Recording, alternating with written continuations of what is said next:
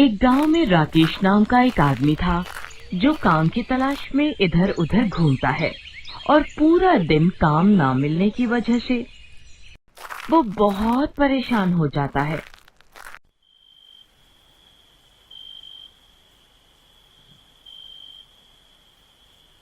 और रात को जब वो थककर अपने घर जाता है, घर में घुसते ही उसकी बीवी उससे पैसे मांगती है। अजी सुनिए, मुझे कुछ पैसे दे दीजिए, मुझे सोनिया को कल मेले में लेकर जाना है। क्या पैसे? मेरे पास तो खाने के लिए भी पैसे नहीं हैं।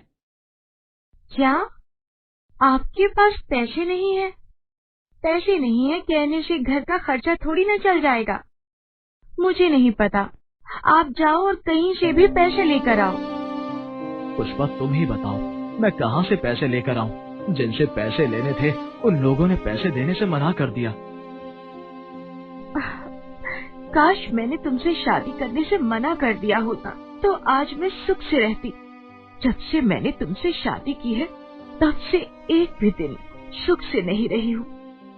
कभी सोचा है तुमने, कभी मेरे लिए या हमारी बेटी के लिए क्या किया है? आखिर सोनिया तुमसे इतना प्यार करती है, लेकिन कभी तुमने उसके प्रति पापा होने का कोई फर्ज निभाया ही नहीं है। ऐसा कहकर रोते हुए पुष्पा वहाँ से चली जाती है और राकेश देर रात तक मन ही मन पुष्पा के कहे शब्दों को सोचता है और सोचता है कि मैंने कभी अपनी पत्नी और अपनी बेटी को कोई सुख नहीं दिया है।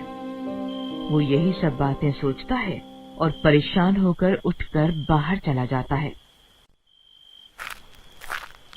और थोड़ी दूर चलते चलते वो जंगल में चला जाता है।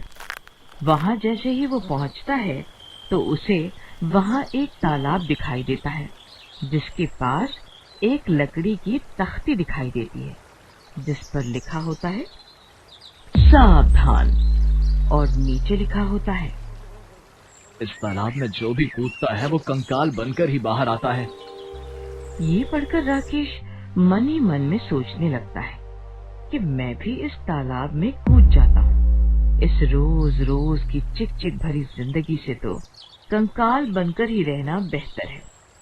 फिर ऐसा कहकर राकेश तालाब में कूद जाता है और जैसे ही वो तालाब में कूदता है तभी तालाब में बवंडर आता है और राकेश को उठाकर बाहर फेंक देता है।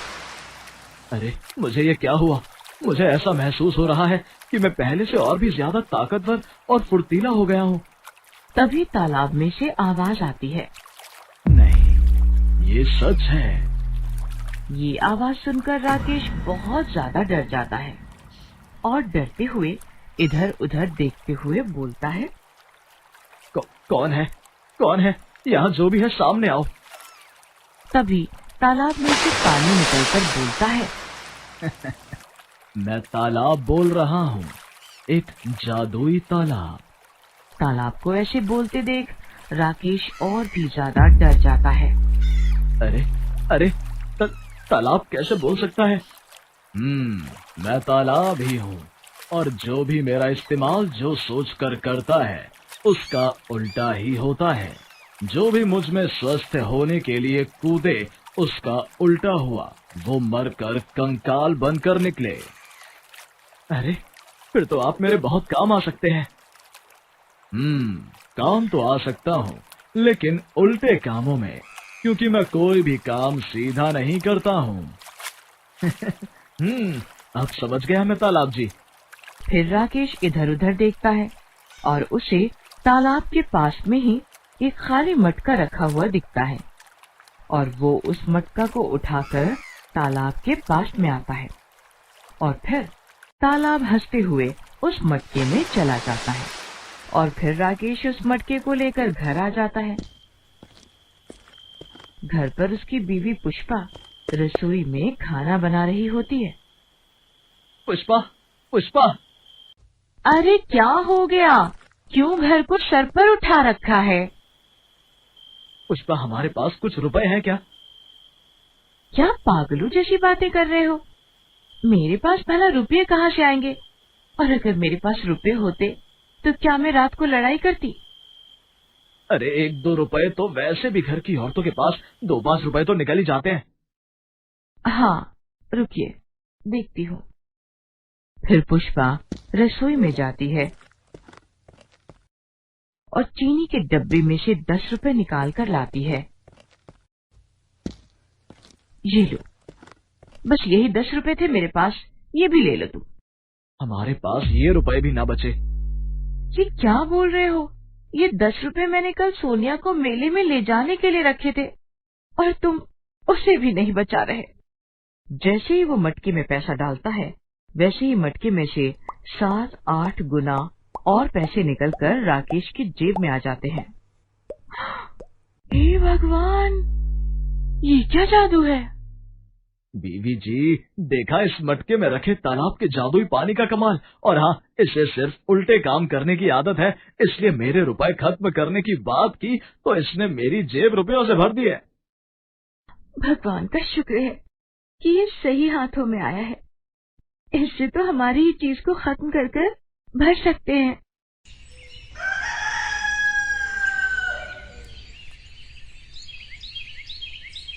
फिर राकेश उस मटके को लेकर बाहर जाता है और थोड़ी दूर पर देखता है कि एक गांव के काका जी के साथ एक लालाराम सेठ खड़ा होता है और सेठ अपने शरीर पर हो रहे चर्म रोग से परेशान हो रो रहा होता है। अरे लाला राम, तुम रो क्यों रहे हो? सब जल्दी ठीक हो जाएगा। तभी राकेश वहां आकर बोलता है।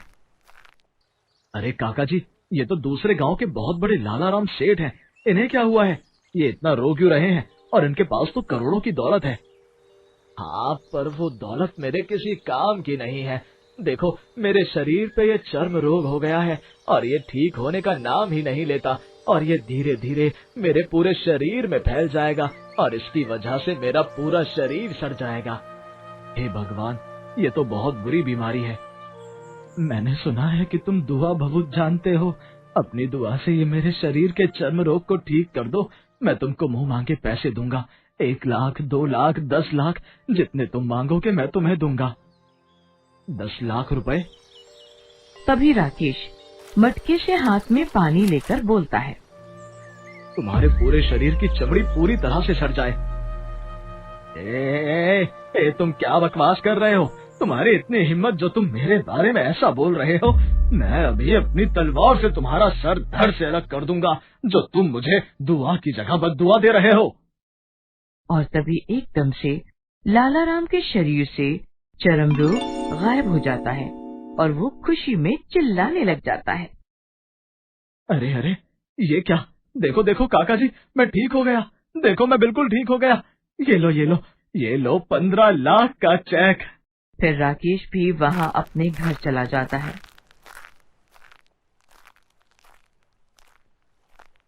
और घर जाकर वो 15 लाख का चेक अपनी बीवी को देता है।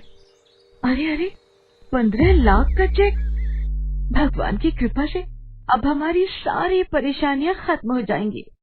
अरे यही नहीं बीवी जी, अब तो पूरे गांव में हमारी चर्चा है और फिर धीरे धीरे पूरे शहर में हमारी चर्चा हो जाएगी और लोग समझेंगे कि ये सब हम अपनी दुआ बहुत से कर रहे हैं, लेकिन उन्हें क्या पता कि हमारे पास ये जादुई तालाब के पानी का करिश्मा है। अरे वाह, अब तो हमारे पास पैसा ही पैसा होगा। भगवान का शुक्र है कि ये तालाब का पानी आपको मिला, जिससे हम सब बहुत अमीर हो जाएंगे और हम चाहते हैं कि ये पानी इस मटके से कभी भी खत्म ना हो। अरे अरे, ये क्या बोल दिया तुमने? कितनी बड़ी गलती कर दी पुष्पा तुमने। तुम्हें बताया था ना मैंने कि इस तालाब के पानी को सब उल्टा करने की आदत है। अरे अरे अरे, ये क्या हो रहा है? देखो देखो, तुम्हारे कहते ही मटका खाली हो गया। हे भगवान, और पैसा कमाने की चाह में ये क्या गलती कर बैठी मैं। चलिए चलिए, जल्दी से उसी तालाब से दोबारा फिर से मटके में पानी भर लाते हैं हम। हाँ हाँ, चलो चलो चलो, जल्दी चलते हैं।